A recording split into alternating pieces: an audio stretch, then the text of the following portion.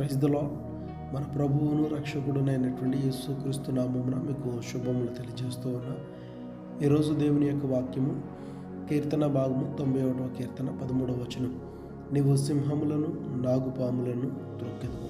ప్రియమైన సహోదరి సహోదరుడా, దేవుని యందు ఉన్న వారికి దేవుడు ఎంతటి బలమును అనుగ్రహిస్తున్నాడు అనేది ఇక్కడ చూడగలుగుతూ ఉన్నాం. ఈ వాక్య భాగంలో కనబడే సింహము, అదే రీతిగా నాగుపాము అనేది బైబిల్ నందు సాతానుకు పోల్చబడినవి.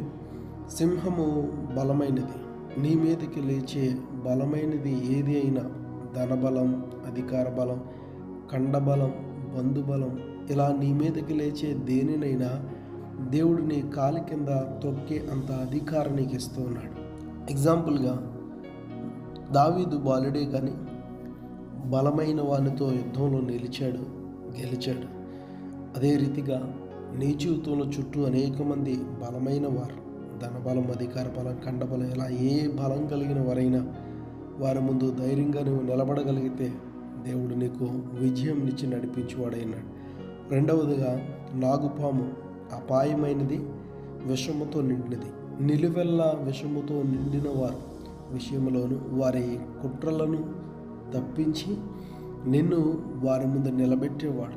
ఎగ్జాంపుల్గా బైబిల్ నందు యోసేపు అనేటువంటి ఒక వ్యక్తి మనం చూస్తూ ఉన్నాం. అతని అన్నదమ్ములు అతని మీద పగబట్టి అతను కొట్టి అమ్మివేశారు. కానీ దేవుడు వారందరికీ యోసేపును అధికారిగాను వారి పోషకుడుగాను నియమించాడు. సింహము వంటి బలమైన వారి మధ్య, పాము వంటి విషము సిమ్మే వారి మధ్య దేవుడు నిన్ను బలమైన వానిగా నియమించి నిలబెట్టువాడు. నిశ్చయముగా దేవుడు అలాంటి గొప్ప కృపను నీకు అనుగ్రహించి దేవుడు నిన్ను దీవించి నడిపించును గాక. ఆమేన్.